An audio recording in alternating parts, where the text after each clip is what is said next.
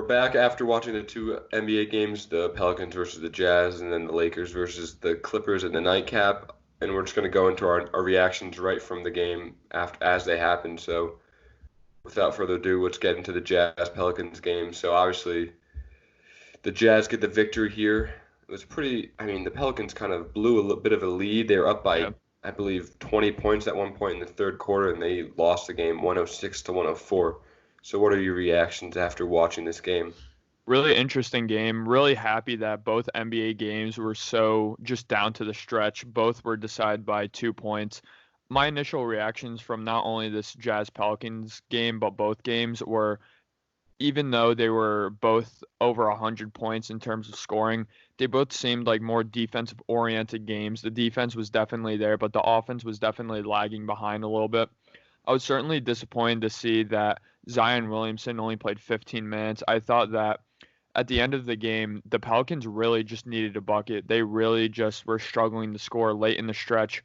Brandon Ingram and company were really just settling for long contested 2 point jumpers. And at that point, I just said and thought to myself, what would be the difference if Zion Williamson played 18 minutes compared to 15 minutes? Because he's a guy that he shot 6 from 8 from the field, and he was just playing great all game, really, when he was in. And he shot such a high field goal percentage this year at the point where if you give him the ball in the post and he gets a quick score for you, that's going to be the deciding factor to a game where they're 3.5 games behind the Grizzlies, and they really need to win this game. And every single game from this Pelicans game is going to be a must-win game, in my opinion. Yeah, I'm really surprised they didn't put Zion in the last 3 minutes. I mean, Brandon Ingram did play great with 23 points, but he got a little cold down the stretch, and he was missing some big buckets that could have changed the course of the game. So without Zion in there, it kind of really just made them strong on offense because people knew that the ball was going to go to Brandon Ingram on those crucial possessions. So when Zion wasn't in there, they really kind of just slowed them down on offense. But something that stuck out to me was how poor Lonzo Ball played. Yeah, 4 points. I mean, could not finish around the hoop at all. I mean, he was missing layups, breaking layups. Shooting is understandable because his shooting has been streaky since he's been in the NBA. I mean, yeah. he has tweaked his shot a little bit to become a better spot up shooter, but I mean, he was not able to finish around the rim at all, and it was sad to watch for a player that I enjoyed watching since he was at UCLA. Certainly, and that's what I really have thought about Lonzo Ball's game since he's entered the NBA. Having a shot is great in the NBA, and having a 3 point shot is very important. But at the end of the day, if you're a pass first point guard, being able to finish around the rim and being able to shoot that free throw is much more important than being able to shoot because shooting at this point is really kind of for Lonzo Ball an off ball skill. He likes to hone in, but he's an on ball player. He's going to have the ball in his hand. So it would be much more complimentary to his game if he had a really a good game around the rim, if he had a good floater. And so many times you saw he cut and the defense really didn't crash in on him because A, he can't finish around the rim, he can't put up floaters efficiently, and B, he's not a good free throw shooter. So I really think Lonzo Ball should go in the gym and work on his around the rim game more than his shooting game because that would certainly complement his pass first style more than shooting would. Yeah, and it's so shocking because you look at his UCLA like kind of stats and just highlight reel. He was great at shooting. I mean, one of those. There's a famous video of him doing that steep step back near the logo and sinking it, and then he was good at finishing around the rim and dunking, and now it just kind of fell off a little bit once he joined the NBA. I mean, once a top prospect, and now he's just a great defensive and passing point guard, but scoring is just very limited with him. Yeah, I guess it's a positive that it's not a confidence thing with him because again, I mean, what he put up 11 shots or so and he was missing virtually every single one. So that's good when you got a guy like Ben Simmons, you got a guy like Markel Fultz. Seems to be more of a mental aspect of their game more than anything else, and I don't think that's the case with Lonzo Ball.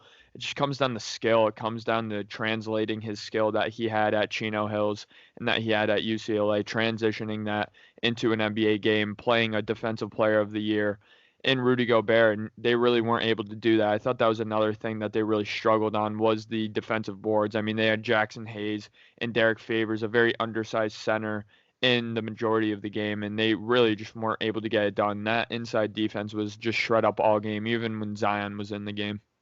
Yeah, they were at points they were terrible inside. I mean, there was one possession where the Jazz got 4 offensive rebounds. I mean, Yeah. the Pelicans were just allowing second chances left and right, and that's how they lost this game pretty much. I mean, they were, like I said, they were up by, I think, maybe 20 points. It might have been a little more, a little less, but they were up by a considerable amount, and they blew that lead midway through the third quarter. I mean, I know down the stretch, Donovan Mitchell did play really well. He took over a lot and kind of put the team on his back, but there's no excuse when you're up by that much and losing that game.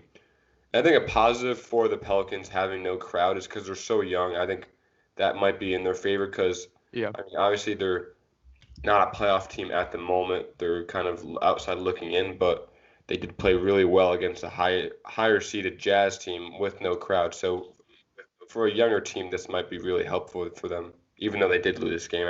I'm trying to look at some positives in the loss. Yeah, certainly. I mean, again, some positives going into this game. Brandon Ingram played really well. I know Kevin Durant tweeted that boy 14 is bad in terms of very good.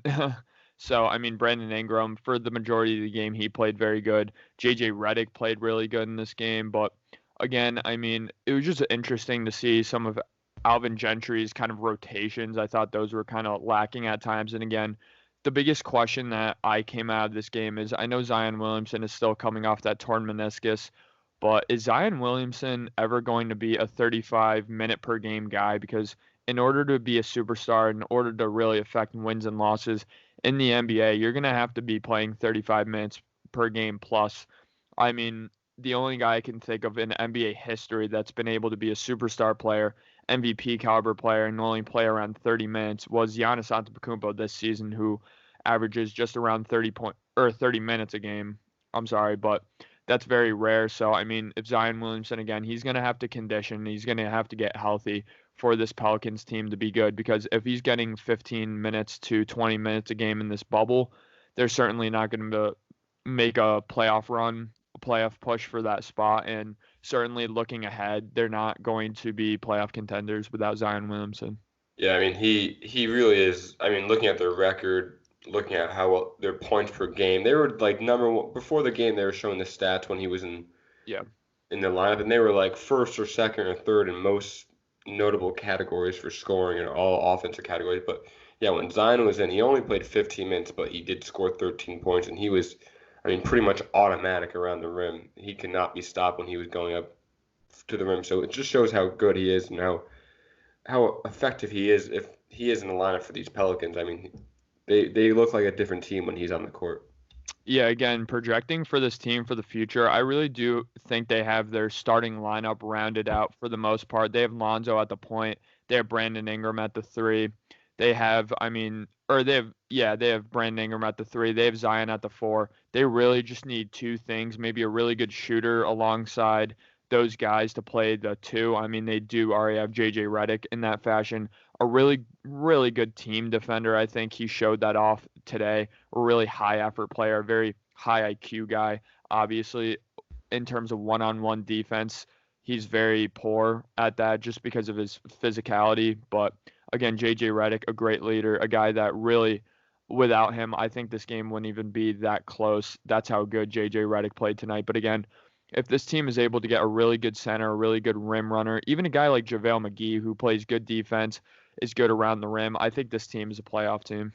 Yeah, JJ Redick was definitely the spark plug for this Pelicans team. I mean, I think it was the second quarter, maybe the late first quarter, but he was like the only one on the Pelicans who was scoring. I mean, he had that sweet behind the back or fake behind the back pass, and he came out, got a steal, and then went and he was just attacking the rim for someone his size, which is really impressive. And he was shooting the ball well, but also we talked about how Zion, I mean not Zion, Lonzo played poor. Jackson Hayes played poor too. Yeah. 20 minutes, only 3 points. I mean, he had 7 rebounds, which is pretty good, but someone his size, he just looked lost in the court. He was kind of getting pushed around a lot. I saw him on the ground a lot of the time. He was just not really a presence. I mean, Rudy Gobert was having his way on the offensive side of the offensive glass. I mean, when Rudy Gobert went up for the rebound, he would get kind of breathed on and he would miss the layup, which is Rudy Gobert kind of rubbed me the wrong way after watching this game, but he was dominating on the glass at some points because Jackson Hayes just did not step up. Yeah, certainly. I mean, Jackson Hayes, I don't really see the upside for Jackson Hayes. I mean, I think at best he can be a really good rotational player, a backup center on your team, but certainly, I mean, just doesn't seem physical enough, doesn't have that mental aspect of the game, just the kind of aggressiveness to be a really good starting center in this league, just to be a really good rim protector. And that's really what they need is just that defense down low. But kind of looking at this Jazz team, I think they're really going to be a headache for whatever team they're going to play in the first round. I would not be surprised to see them advance into the second round. I mean, we've seen them over the past few years match up against teams like the Rockets, decently match up against a team like the Thunder very well. But again, if you have three guys who are going to get 20 points for you, obviously you have Jordan Clarkson, Mike Conley, and Donovan Mitchell. Even if you can get Rudy Gobert, he only had 14 points tonight, but they kind of got him involved offensively late. I know he scored the first buckets back, but again, if Rudy Gobert could get about 18 for you a night, this team's going to be very dangerous because they're just a well-rounded team. They play together, and honestly, again, if you can get Joe Ingles, they had a very bad shooting night, but if you can shoot better, this team's going to be pretty good. Yeah, I mean, they had 6 players in double digits, which is really, really good to see if you're a Jazz fan. And then, I mean, I think they outplayed the Pelicans kind of in every facet of the game besides shooting. They at some points there was just a lid on the rim. They couldn't make anything, but I think they were just out. They were playing better defense. They were out rebounding the Pelicans. The Pelicans just were able to put the ball in the hoop, and the Jazz weren't at some points during the game. But when it came down to the crunch time, the Pelicans crumbled and the Jazz stepped up. And obviously their leader, Donovan Mitchell, the young leader, third-year veteran, he was able to step up above his teammates and be kind of take it away from everybody else and really take over. Yeah, again, I mean, I think this game is very deceivingly close. I think the Pelicans' lead for the majority of the game really was kind of deceiving because, again, you had really hot shooting at some points from guys like Drew Holiday. Guys like even Josh Hart and Etuan Moore played pretty good for them coming off the bench. But again, I mean, you're not going to have that type of performance from your bench players each and every night. So certainly those bigger name players for the Pelicans are going to need to step up. But Zion Williamson, again, my biggest takeaway of the game, he's just going to simply have to be on the court more and be more healthy. Yep, and I mean the Jazz, their next game is against the Thunder, so that'll be a fun game to watch. And then the Pelicans will be playing the Clippers next as well. Speaking of Clippers, the next game of the night was the nightcap, the grand finale of the opening day, and it was the battle of LA Lakers versus Clippers. And the Lakers won 103-101. I mean, the fourth quarter of that game was as exciting as it gets for basketball. I mean, you had Paul George making that clutch three to tie it up, LeBron missing the shot, getting his own rebound, and taking the lead. I mean, it was very, very exciting. But what are your thoughts on kind of the beginning of the game? And it was a sloppy defensive start. Yeah, just so many turnovers. I mean, certainly disappointed for the Lakers in some assets that they weren't able to win by more points. I mean, obviously they only won by 2 points with a LeBron putback at the end of the game. And then LeBron really played phenomenal defense on Kawhi Leonard really all game. And then obviously switch on to Paul George, played really good defense there. I really did not think that was a foul. I thought that was clean. I really hate when NBA players and basketball players in general, when they take their last shot, they try to draw a foul and try to get the free throws instead of simply just trying to make the shot. I was never a fan of that. I thought that's what Paul George did there.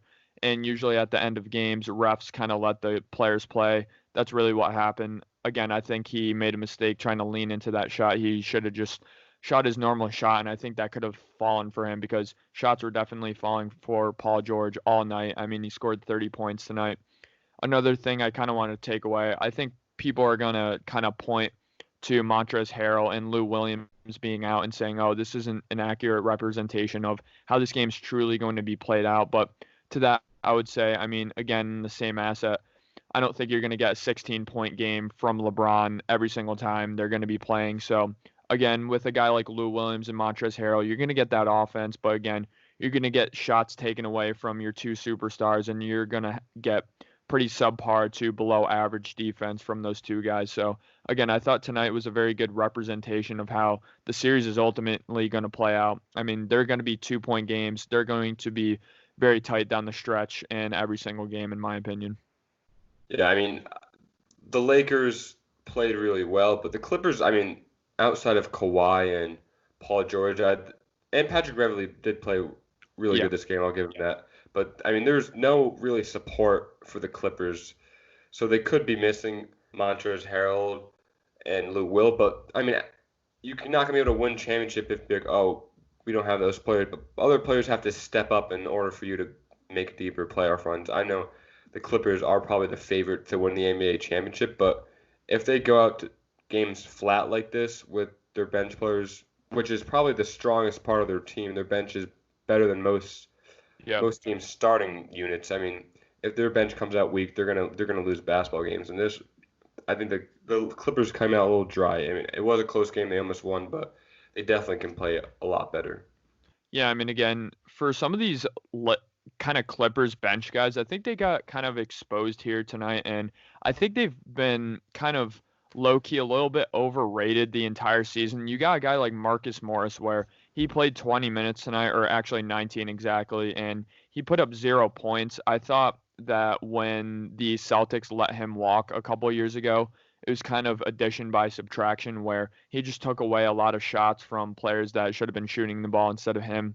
He's a bit of a ball stopper and he's just a bit of a shot chucker. I mean, obviously he had kind of the best season of his career this year with the Knicks, but again, I think that was kind of an example of good player, bad team. So, I mean, the Clippers bench is certainly going to have to pick it up because, I mean, again, your two best players combined for around 60 points, 58 points. So, again, if you get that from your best two players, certainly you should win the game, but that didn't happen here. But the biggest takeaway I have from this Lakers Clippers game is Anthony Davis. I mean, LeBron James, you have two guys that could really just limit LeBron James on the offensive end. Now, again, I don't think he's going to be averaging 16 points a game, but if he gets his numbers, LeBron, it's going to be on less efficiency than we usually see LeBron get. So, again, to have Anthony Davis score 34 points, attempt around 18 free throws, I mean, that's absolutely huge. To me, that signifies that the Clippers simply do not have a big man to guard them, and having Montrezl Harrell on the court is even going to further that problem because he certainly cannot play defense on Anthony Davis. Yeah, I mean, Anthony Davis played outstanding. I thought at the beginning he was kind of settling for some shots. He was taking, I mean, he hit some bricks and stuff like that, but down the stretch he was phenomenal. I mean, there was that like a 4 minute stretch where he hit three pointers and he drove to the rim too. I mean, he was like we said, Donovan Mitchell took over with the Jazz, the Lakers star player with Anthony Davis took over for them and catapulted them to come close that or extend that gap over the Clippers and ultimately win this game. I mean, the Lakers were up by I think I want to say like 12 points at one point in this game, so they Yep. did choke a little bit, but luckily they were able to kind of keep the lead and win the game. Yeah, certainly. I mean, they went out to a 35-23 lead going into the first quarter. Then they ended up really just losing the second and third quarter pretty outright. And then, I mean, the fourth quarter, they outscored them by 3 points, and that was just enough, ending up winning by two. But again, another huge takeaway I have for the Lakers is if their bench players play like this, if their role players play like this night in, night out, I mean, they're gonna win the NBA championship. They just are. I mean, if you have Kyle Kuzma playing really great defense, he's going to be good for one or two bad mistakes every single game on the offensive end, but he scored 16 points on pretty good efficiency. Again, you have Deion Waiters adding 11 points in there. Even Alex Caruso had 7 points. Danny Green, Contagious Caldwell Pope had six each. JaVale McGee even had 6 points.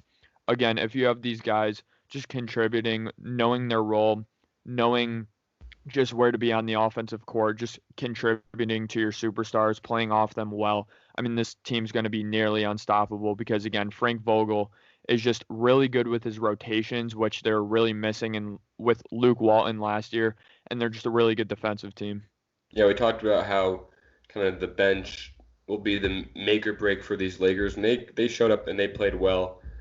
But it was sad, on a joking side, it was sad to see J.R. Smith only play 8 minutes and not really perform. Because, I mean, in those not on the joking side. In serious note, Jordan Smith did play really well in those expedition games. I was very impressed on his performances. Yeah, I mean, if if you have J.R. Smith playing major minutes like he did for the Cavs all those years, I mean, you're not gonna win a lot of games. Yeah, but I mean the bench for this Lakers team did really step up. We talked about time in and time after and how that was going to be the downfall because I mean outside of LeBron, who was going to handle the ball because Rondo's hurt, it was going to be Quinn Cook, Kyle Kuzma maybe taking the ball, which is going to be very scary, but they did step up. But I think with the Lakers' game plan for the majority of this playoff run is going to be Anthony Davis and LeBron on the court, or Yep. one has to be on the court, kind of babysitting the rest of the unit. They're not going to leave these guys alone and kind of run wild. No, exactly. That's such a key for the Lakers going ahead. I mean, it's going to be how are you going to do without LeBron on the court? How are you going to do without Anthony Davis? And again, Frank Vogel, I mean, hats off to him. He has such good rotations to the point where you're not absent of a superstar whenever you're playing on the court for all 48 minutes. It doesn't even matter how much Anthony Davis and LeBron play together because they're going to play the beginning of the game together and they're going to play the end of the game together, and that's all that really matters. So if you can stagger their minutes such as them always being on the court, whether they're together or not on the court, I mean, that's just so important. And again, I think I was really impressed with LeBron James. Again, not playing too well, obviously. He had 7 assists, 11 rebounds, nothing really eye popping. Always really good on the defensive side this year, really good with the defensive rotations, but to only play 34 minutes and for them to still win, I mean, that's just something refreshing where usually for a LeBron led team, if LeBron puts up 17 points, you're going to lose by 30 points. But again, it was just really refreshing to see someone else step up on this Lakers team with Anthony Davis and just the entire bench unit just playing very well and together.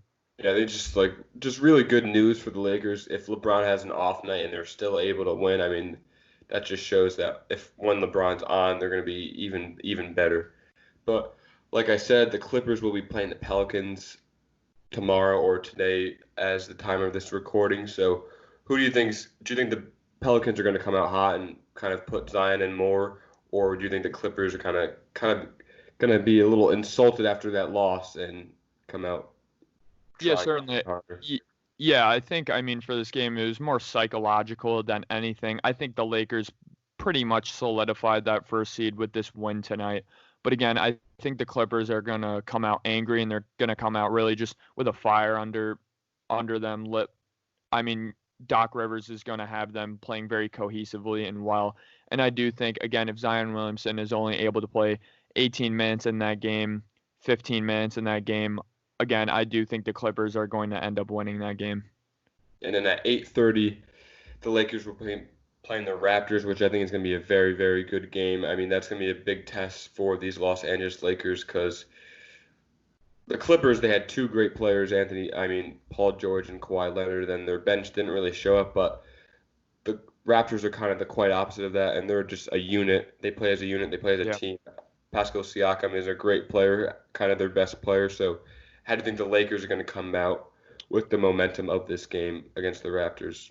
I'm going to predict the Raptors to win that game just because, I mean, again, the Lakers are coming off of this game. I think they're going to not play as well in that game, just their bench players, because they've proven to be a little bit inconsistent. I would like to see more consistency before I can say they're going to win back to back against a really good team. But just that the Raptors have really, really, really great defensive personnel to not only match up against Anthony Davis, but to match up against LeBron James too. You have Pascal Siakam, you have Serge Ibaka, you even have Marc Gasol, who's a very, very underrated defensive player throughout his entire career, including this season. So I'm gonna predict the Raptors to win just because I think LeBron will do his thing. I think Anthony Davis will do his thing as well. But I think guys like Kyle Lowry, guys like Fred VanVleet coming off the bench, even guys like OG Anunoby are really going to be the difference in that game. Yeah, I think the Raptors are also going to win. I think it's going to be kind of a larger margin of victory. I can see kind of a 10-point win, maybe even 12. I think the Lakers are going to, even though they did win this game, I think they're going to come out a little bit flat because I think they poured a little too much heart and soul into this game where it's going to hurt them against the Raptors. Yeah, again, I mean, I don't think it's a bad thing if they end up playing LeBron and AD only 30 minutes. Yeah. They end up not staggering their minutes like they did tonight, but kind of seeing how they'll do when LeBron and Anthony Davis aren't on the court. I wouldn't be too surprised to see Quinn Cook, a guy that played 0 minutes tonight, maybe play 10 minutes. A guy like J.R. Smith, who only played 8 minutes, maybe get 16 minutes in there. Markieff Morris only played 3 minutes. Again, I wouldn't be surprised if he played around 10 minutes in that game, trying to get some more of their rotational pieces kind of to get going and maybe give a bigger offensive role to a guy like Kyle Kuzma. Yeah, get J.R. the ball. We want to see J.R. Smith score. Yeah, we want to see Hennessy, baby. We want to see those half court shots. We want to see those fadeaway threes that he got from 2K. But yeah, very, very entertaining first night of basketball back in the bubble. I mean, I couldn't have asked for some better games, but Yeah. we hope everybody enjoyed this episode. We'll see you in the next one.